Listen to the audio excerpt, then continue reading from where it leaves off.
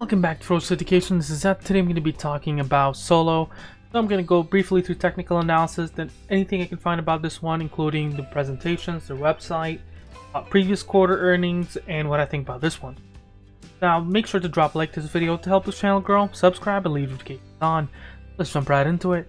So on a 1 week perspective, what we get to see here is moving averages do look bullish. Now the 80x shows in that there is a tiny more of a leg. As soon as it crosses the 45, that's where it becomes dangerous. And then William %R is overbought, but it's been overbought since the week of the 1st of November.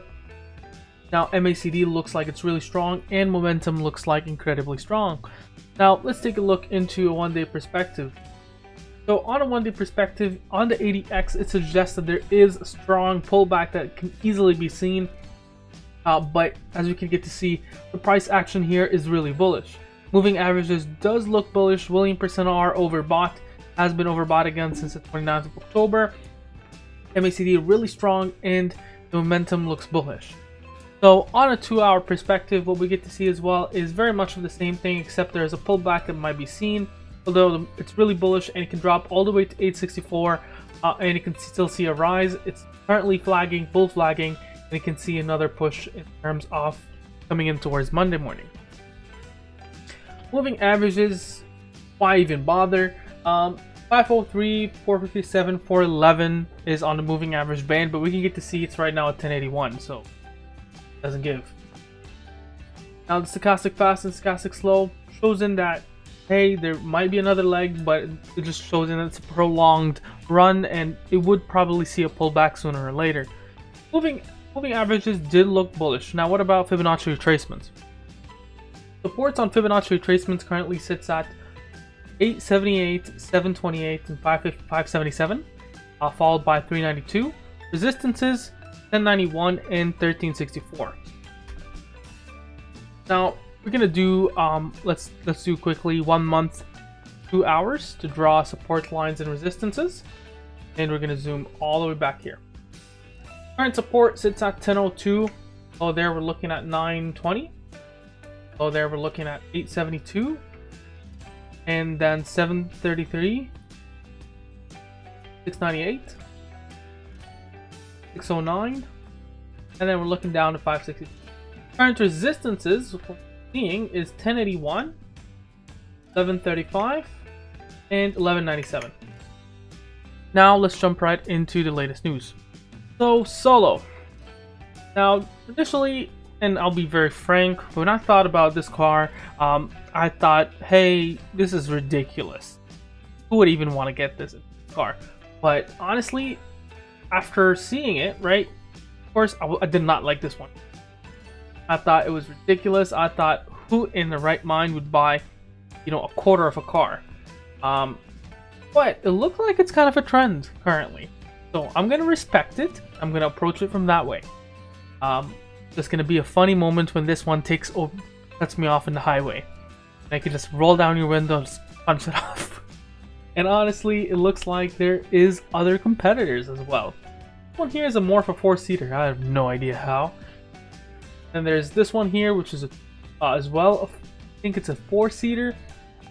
They're more of compact cars. I think the Peanut Twizy is very much of the same kind of car vehicle, so that kind of reminds me very much of this one here. It's also featured on Top Gear, go figure.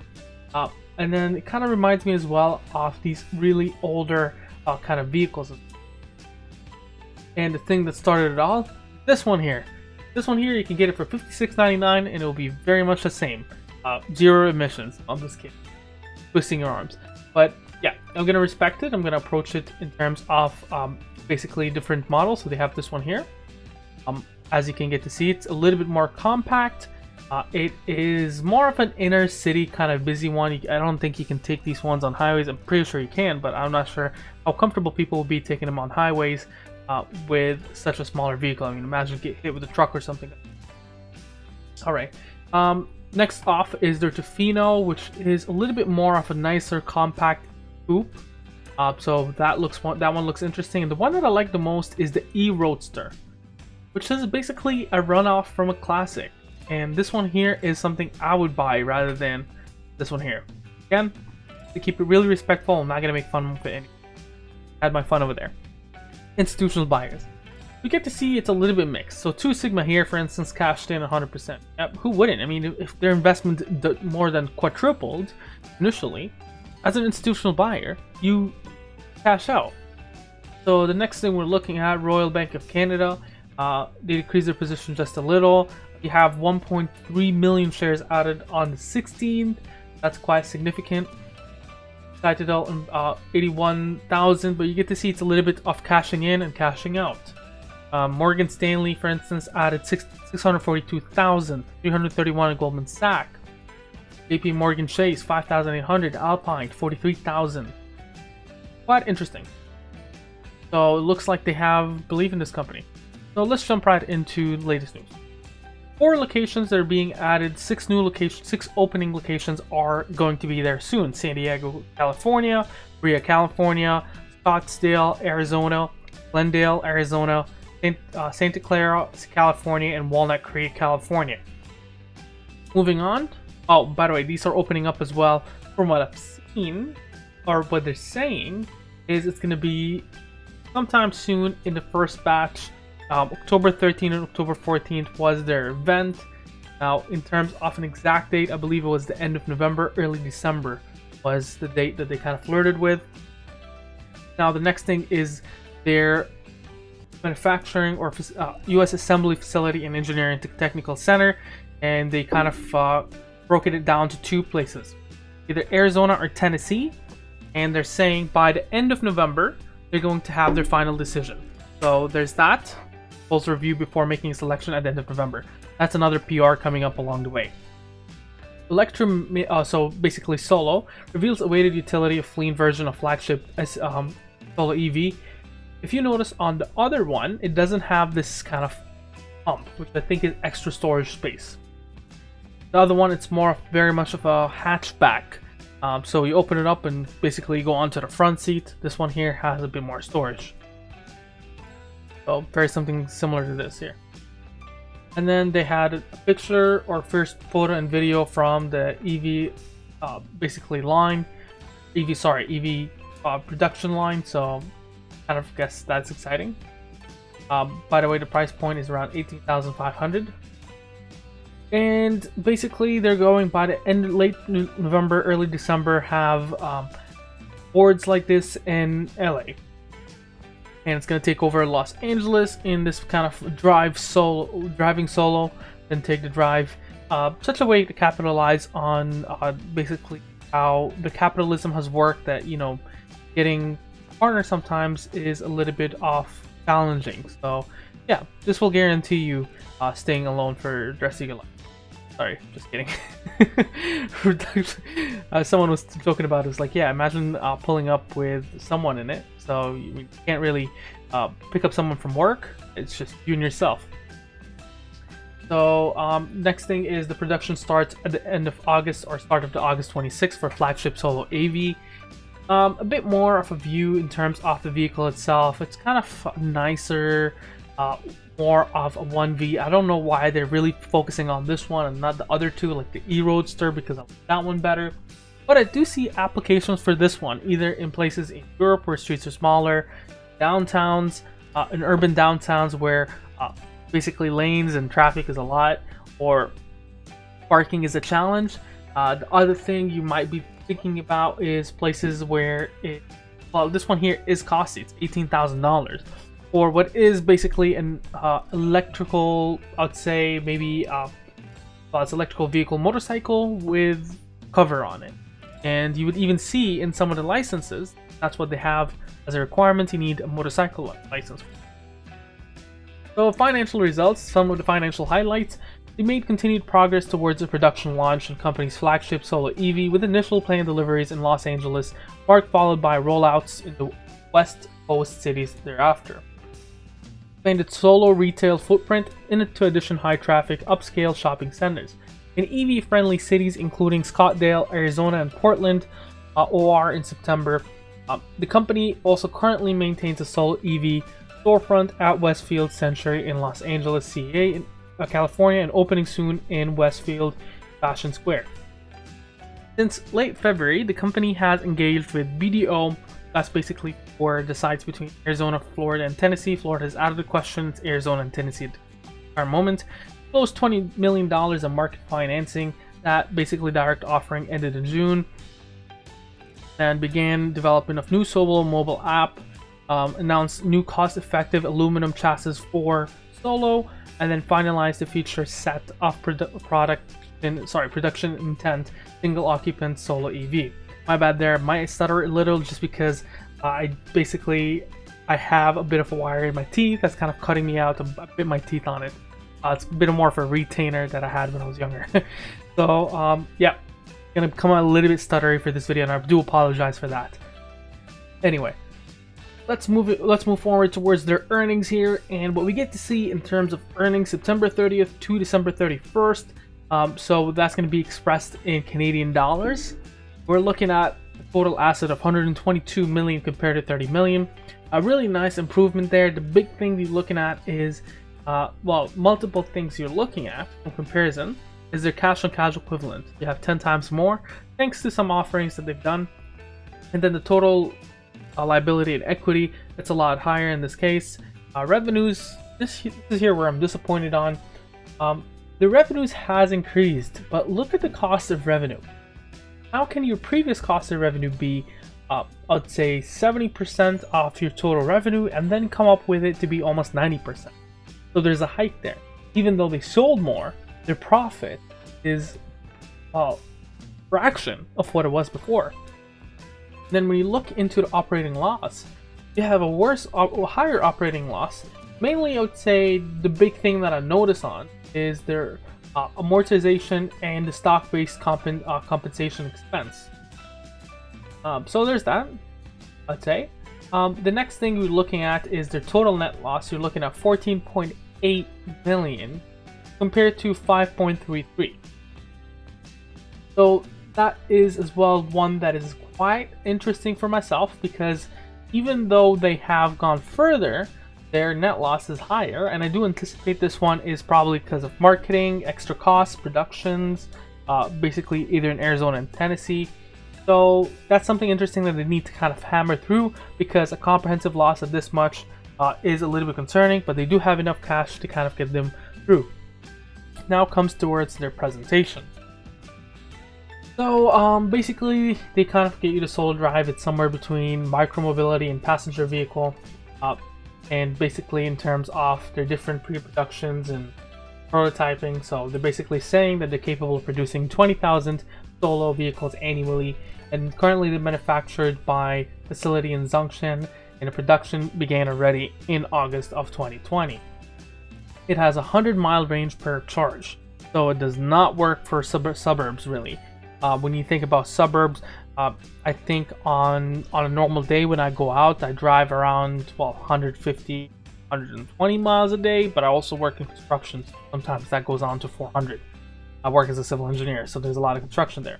80 miles top speed, so that makes it legal, well, not legal, capable of driving on highways. Most highways drive around 60 miles per hour, even though, no, we know, wink wink, a lot of us try to stay below there. Fully chargeable under 4 hours, so ability to charge in common electrical vehicle outlets 110, or utilize level 2 charging in 2020. So majority of North America, that's 110, so 4 hours, probably looking somewhere around 6. Technology enabled Bluetooth, stereo, heated seat, rear view camera, minimal maintenance, 99% fewer parts of an ICE vehicle. It's basically an iPad really when you think about it. Very attractive price points, 18,500. I'm not sure if that's a very attractive one. Something for 10, I might consider it. Especially with a lot of EVs coming up, they need to fix that price and somehow bring it down.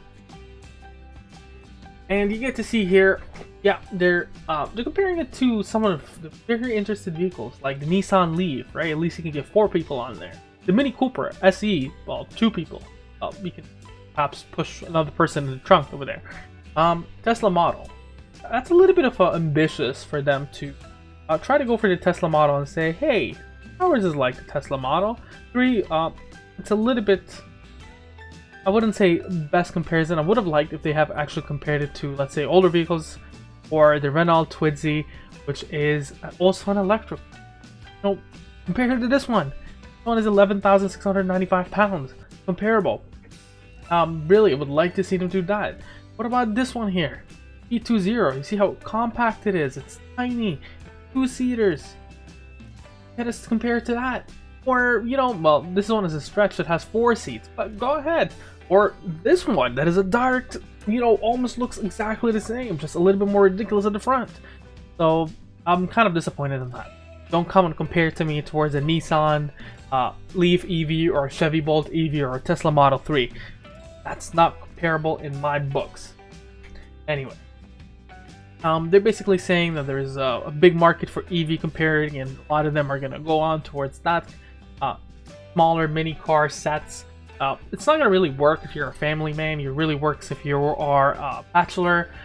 Even then, if you are a lonely bachelor, so someone as an engineer or computer science, or there you go. If you're trying to pick up someone in this, you're gonna put them on the roof.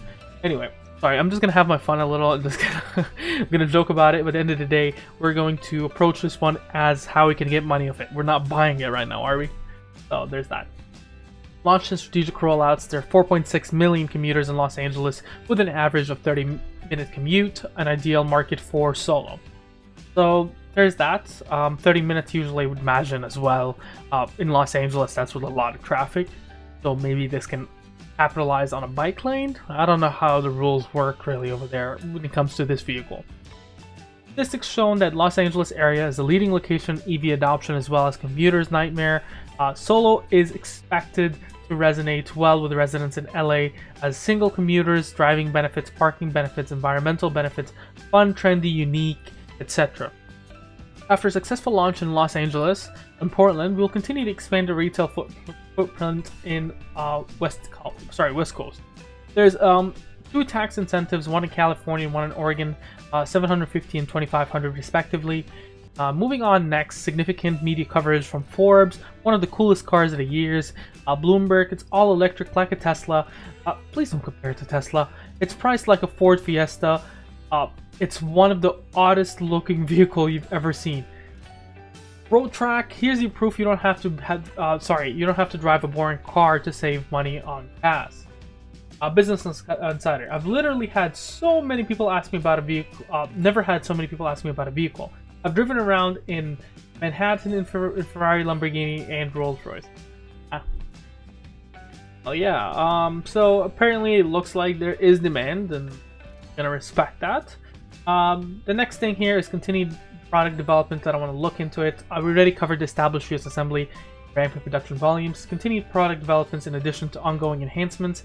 For the performance, the companies focus on cost improvement initiatives. I really care about this one because we've seen in the balance sheet. Cost of goods is way too high. Clear path to reduce bill of materials in the future for iterations of the Solo. Amazing. That's what I want to see. I think that is basically much of it. This is how the vehicle looks like. Kind of gives you a sense a little. On here it looks like it's a leather. In the US market access, you get to see basically pending legislations in New York and in MA. I cannot even remember. I think this is Maine. Come on, I'm from Canada. Gotta give me a break. We got 50 states. Yeah. Only standard driven license required. That's in the navy blue. Blue is motorcycle license required, and in the gray, it basically does not meet the requirement for motorcycle or a motorcycle. I think you cannot use that. EV technology future milestones, including different kind of vehicles. Different kind of countries. Netherlands and Norway seem to be next. Germany as well. Then you got Iceland, Paris, India, Japan, China, UK, Scotland, France. I wonder what about Canada, especially since this is a Vancouver company. I guess the Canadian snow under rain doesn't really hold this one well. Sure, could be the snow.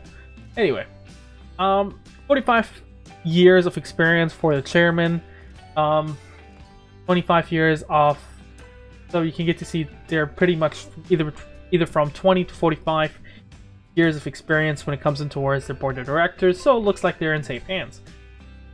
Moving on, as I said, you have this Solo vehicles, but really want to focus on into this one here, and this one here. I really want to see it on the roads. I really want to see it push through because that's where I think the money is. That's where you go on and buy a company, a car, a vehicle from them. For me, I'm not a customer, but there's definitely a market for everything. If they can sell pet rocks, they can sell this. That is my a bit of my kind of perspective. And you know what? It could be something where it's just, hey, people buy it as a toy. There's always a market for that. Ed, what do you think about the stock, and what do you think is going to be going on? All right.